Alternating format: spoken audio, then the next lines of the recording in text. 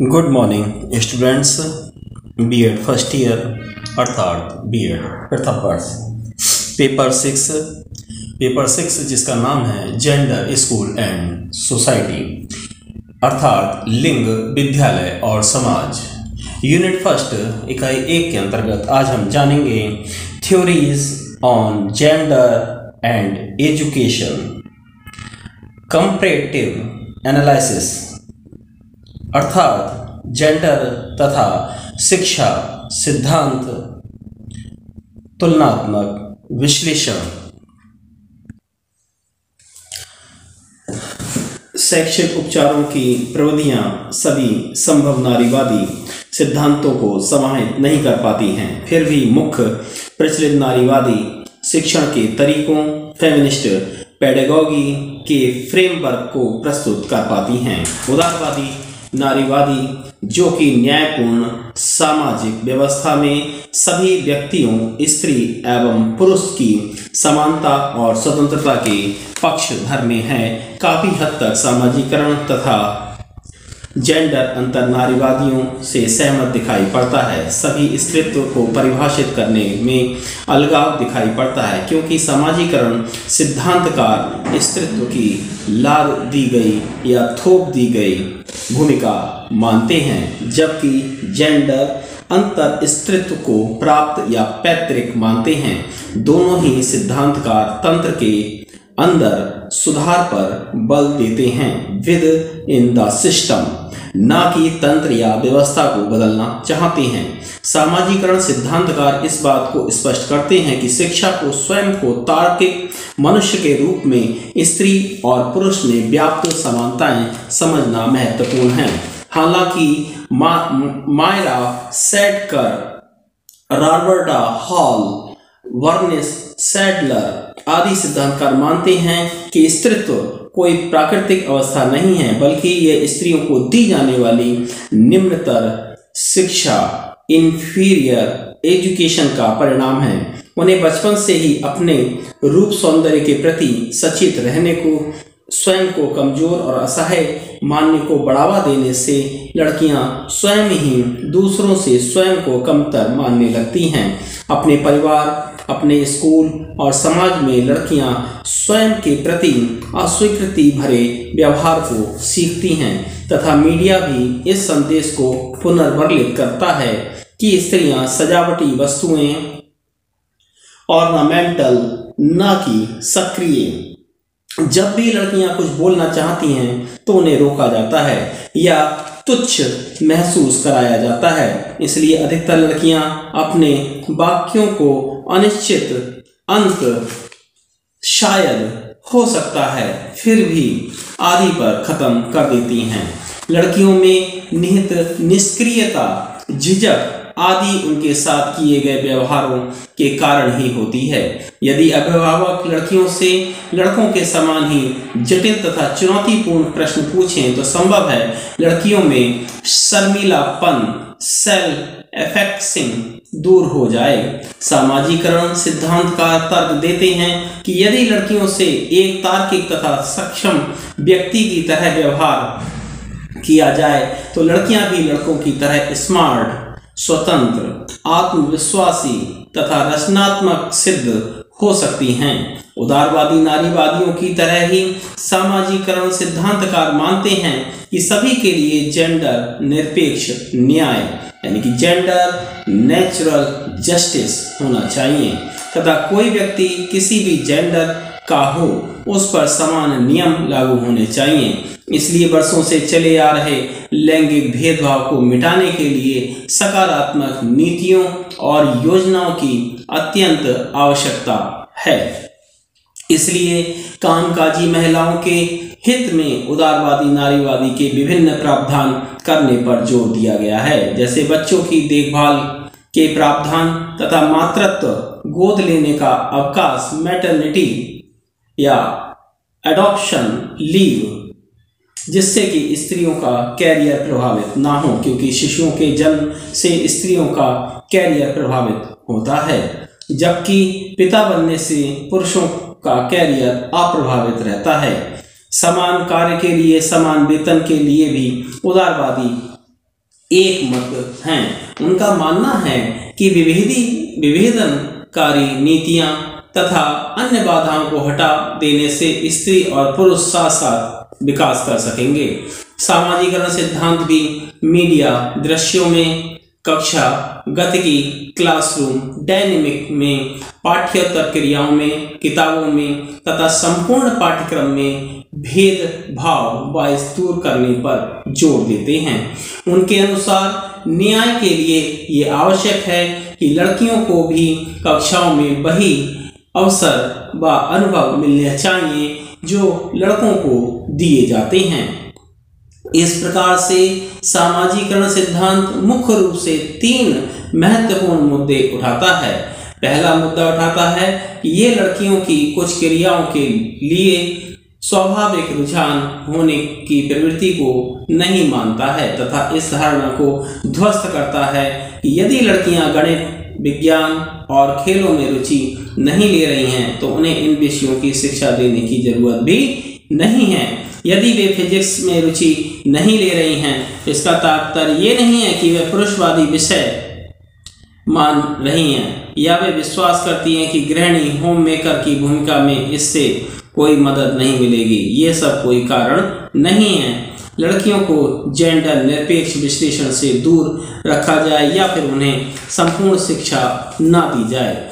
दूसरा मुद्दा ये है जो सामाजिकरण सिद्धांतकारों ने उठाया है, वह है स्कूलों तथा कॉलेजों में लड़के और लड़कियों के प्रति सुविधाओं में असमानता।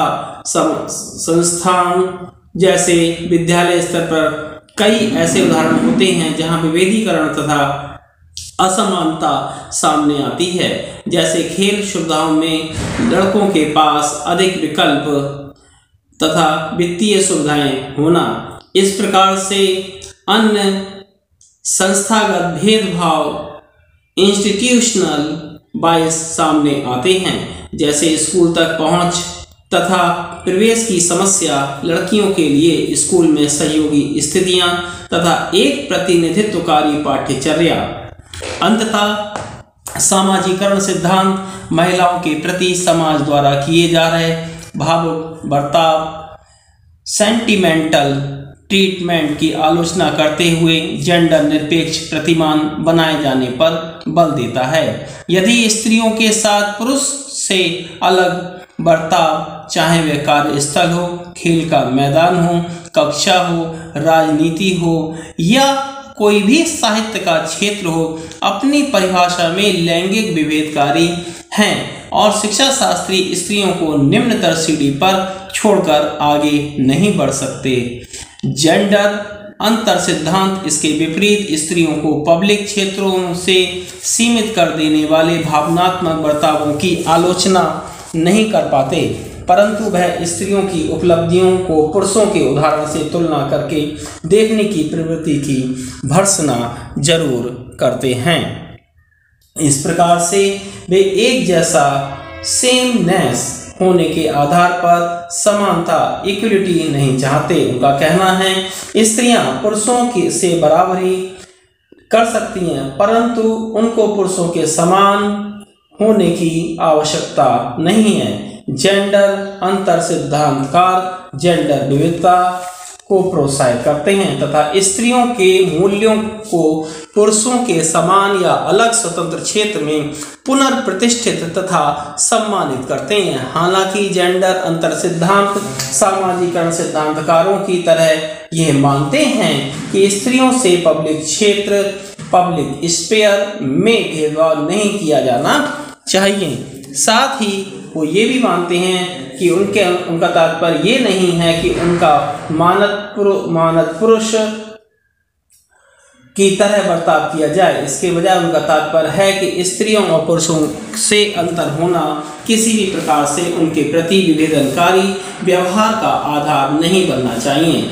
जेंडर अंतर सिद्धांतकारों के अनुसार निजी क्षेत्र के कौशलों, प्राइवेट स्किल तथा ज्ञान को उपेक्षित करना एक प्रकार का विभेदीकरण है, डिस्क्रिमिनेशन है तथा इसके अतिरिक्त स्त्रियों जो संबंध परक कौशल, रिलेशन स्किल्स तथा अन्य गुण कार्य स्थल पर अपने साथ लेकर आती हैं, उसका महत्व पुरुषों से किसी मायने में कम नहीं है। हाँ, भिन्न जरूर है। चाहे घर हो या कार्यस्थल हो, वे तर्क देते हैं कि स्त्रियों के विशिष्ट योगदानों की सराहना की जानी चाहिए। जेंडर अंतर सिद्धांत के अनुसार स्त्रीत्व के गुणों को स्त्रियों के गुण कहकर बचाव करना नहीं है, बल्कि उन मूल्यों को महत्व देना है जिन्हें स्त्रियों से जोड़कर देखे जाने के कारण हीन या निम्नतर माना जाता है। सबसे महत्वपूर्ण बात जिस पर ये लोग प्रश्न उठाते हैं कि वे पुरुषत्व गुणों को सार्वभौमिक गुण या मूल्य के रूप में स्वीकारना, क्योंकि सार्वभौमिक पर पुरुष आधारित मानक स्त्रियों से जुड़े विशिष्ट मूल्यों को दबा देते हैं या नजरअंदाज कर देते हैं। इस प्रकार से ये स्त्रियों के संबंध परक महत्व रिलेशनल वर्क देने वाले कार्य को महत्व प्रदान करते हैं। उदाहरण के लिए स्कूल में शिक्षक जिस प्रकार का संबंध ज्ञान करके रिलेशन नॉलेज रखते हैं, उसे अब एक विशिष्ट ज्ञान नॉलेज की तरह देखा जाता है, ना कि एक आदत हैबिट। एक तरफ जहां ये दोनों सिद्धांतकार समाजवादीकरण और जेंडर अंतर उदारवादी नारीवाद की तरह ये मानते हैं कि परिवर्तन लाने के लिए व्यवस्था में सुधार लाने हैं, वहीं वामपंथी तथा संरचना एवं विखंडन सिद्धांतकार मानते हैं कि स्त्रियों के कार्य तथा उनसे जुड़े मूल्यों का अब मूल्यांकन नजरअंदाज करने या पक्षपात करने का परिणाम नहीं है, बल्कि ये समाज के सत्ता संबंधों का परिणाम है। ना तो सामाजिकरण नारीवाद तुलनात्मक रूप से समान कार्य के लिए समान वेतन की मांग करते हैं, ना ही अंतर नारीवाद द्वारा स्त्रियों के कार्य को सम्मानित दर्जा देने का कोई परिवर्तन लाने वाला है।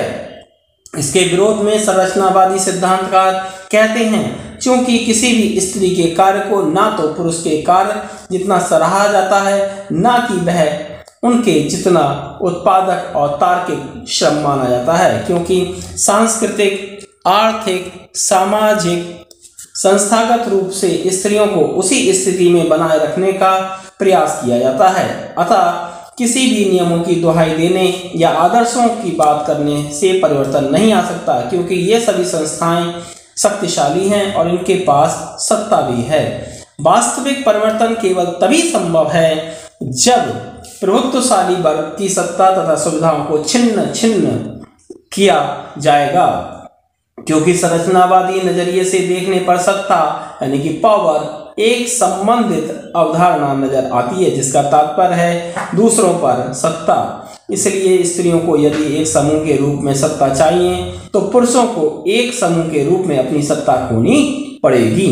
हालांकि स्त्री एक व्यक्ति के रूप में सत्ता तक पहुंच बना सकती हैं, परंतु समूह के रूप में महिलाएं तब तक पुरुष के बराबर नहीं पहुंच सकती जब तक व्यवस्था को मूलभूत रूप में नहीं बदला जा सकता। इसी के समांतर पर थोड़ा भिन्न विचार रखते हुए विखंडन सिद्धांतकारी कहते हैं कि जेंडर तथा योग्यता को निर्धारित करने वाले सामाजिक विमर्श पर प्रश्न उठाने से पुरुष की लाभकारी स्थिति को धक्का पहुंचेगा। इस प्रकार से पुरुष हमेशा उस परिवर्तन का विरोध करेगा जिससे उनकी सत्ता या सुविधा को नुकसान पहुंचता है। विखंडनकार सिद्धांत उन विमर्शों पर ध्यान केंद्रित करते हैं जो हमारे विचारों और रुझानों को अच्छा और प्राकृतिक अपनाने को संगठित करते हैं, जिसमें भाषा, दृश्य चित्र, सांस्कृतिक अभ्यास तथा आदि हैं।